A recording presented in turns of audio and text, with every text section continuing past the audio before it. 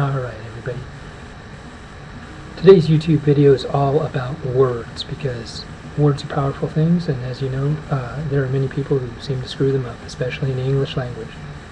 We have so many words for so many different things, and I think that a lot of words get abused and they get tossed around a lot, and some of the words even get meaningless over a period of time. So I'm here to talk to you a little bit about words and conservation. So let's get started, shall we?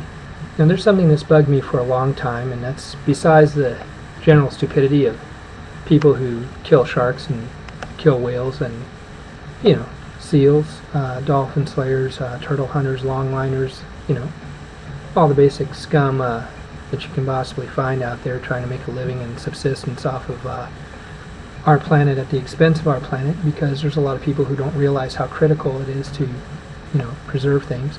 So anyway, you know, in looking at some of these folks, it occurred to me that aside from their general stupidity, they obviously, that seems to go hand in hand with the ignorance of language, and I can illustrate that for you very clearly as I look at these people who are so galactically stupid that they don't really see the big picture for our planet. I listen to them throwing around words towards conservation groups, towards people that are trying to make a difference, and you know, I can understand them. I really can. I understand they really are that damn stupid. You know, it's absolutely mind-blowing, but you know, there are people out there that are that ignorant, and they like to throw around terms which are really surprising. And this is generally coming from people who are guilty of the very things that they like to throw around, because they're just a little bit on the retarded side. I find them using terms like ecoterrorists that are lobbed towards conservation groups who are trying to interfere with criminal activities of these different groups. And this is coming from eco-criminals, you know. And you know, they love to use the word terrorist, because terrorist seems to evoke some type of feeling of wrongdoing or badness. But the fact of the matter is that, you know, it's a term that everybody abuses. Everybody likes to throw it around. Let's look at that actual word for a sec, shall we? Eco-terrorist, okay? Because this is something that they like to use. So let's talk about eco-terrorist. Eco, you know, that's an abbreviation for ecology or ecological. You know, same reference. And then you have terrorist. Terrorist is a person or a group of persons who uses acts of terror or destruction to aid in gaining an objective. Now, if you are waging destructive practices on the ecosystem, the support base of flora and fauna on this world, then in point of fact, you are an eco-terrorist.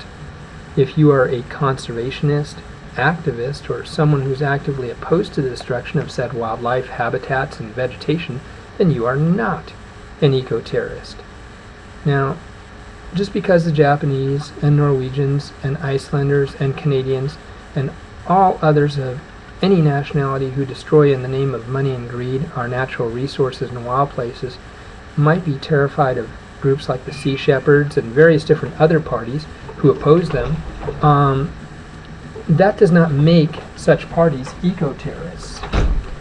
What that makes those parties is not even your basic run-of-the-mill terrorists, if you really want to get down to it, you know, if we're using the strict sense of the word.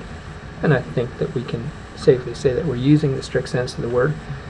You know, it might make them terrifying to poachers and corrupt people, but that does not make them terroristic or terrorists. So they really don't have a leg to stand on where it comes to, you know, the name conjecturing. But I'm going to help here. I'm going to help them for one reason only, and I'll share that with you in a moment. So to all the really, really idiotic, stupid little people, the whalers, the poachers, the capitalists, and of course all the little morons and idiots on various different multimedia, you know, YouTube and various others has all of the nut jobs coming out that are so gung-ho to try to tear down or to try to oppose what these conservationists and environmental groups are trying to do. So let's talk a little bit about the lying and the destruction, and I'm going to give them some words. I'm going to give them some words that they can use that are going to help out. So let's review the phrases that I'm giving you. These are free of charge, yours to use, never been used before, brand spanking. Some new words just for you guys. So here we go. Phrase 1 is scarifiance. Okay. Now this means scary or defiant people. You know, we've combined the two words, scarifiant. So you can use that when you're talking about Sea Shepherds or any of these other groups, because obviously to you they are scary and they are defiant. The second phrase that I would throw out is terrorifics. Terrorifics. This means people who inspire you to fear being exposed and punished for what you are. You know, they inspire terror inside of those different groups who are actually creating these biocrimes. So terrorifics. That's the second phrase that you can throw around. And it sounds kind of like terrorists, so you'll like that. Now here's an even better one for you, and it also sounds even very, very close. Scarists. Scarists. That's right. Now you get to sound like the word terrorist, which you love and which you know so well, without the BS of what's really happening while you're peeing yourself, running home to mom at the first sign that other nations are upset with you and your slaughter. You know, it's a really great word for those who are really frightened, as some of these different whaling nations are, and various different supporters. Then we move right along to phrase number 4, bioconfrontationalists. And now that's a big word. I know it's a lot of syllables. People like propaganda buster and other things, they won't be able to understand that because it's probably too many syllables for them. But for the regular people out there, bioconfrontationalists. Now at least the Japanese and some of these other different nationalities are smart enough to be able to comprehend that word. And what it means is, because these are people who interfere with your destruction of the planet and breaking of international law, and they're certainly confrontational as they do it in the name of life, hence the bio part. And there you go. You got your 4 brand new words. They've never been used before, never even been out of the box. Enjoy them and use them all you like. Now, why in the world would I offer up these words in lieu of others? Because I hate the thought of eco-terrorists using that term liberally against eco-defenders. And I think that the term bioheroes could also apply here.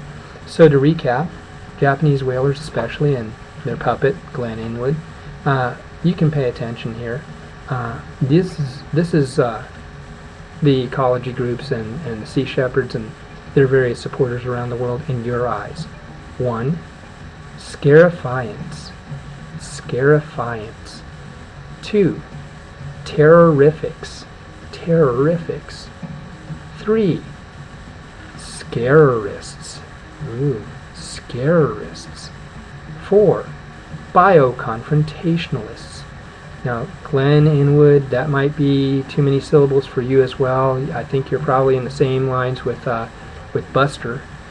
So here you go, Glenny. For you, you can just call them bioconfs. That's a nice short name, bioconfs. Now, here's us in the world of at large, the eyes of the world at large. And by us, I mean environmentalists, conservationists, people who are in support of various different organizations and various different groups trying to help out the planet to do something better for this world. People such as the Sea Shepherds.